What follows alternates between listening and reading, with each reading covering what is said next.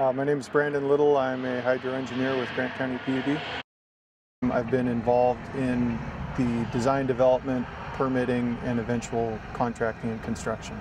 The Sand Hollow Campground will have 30 drive-in campsites and 10 walk-in campsites, along with a couple day-use areas.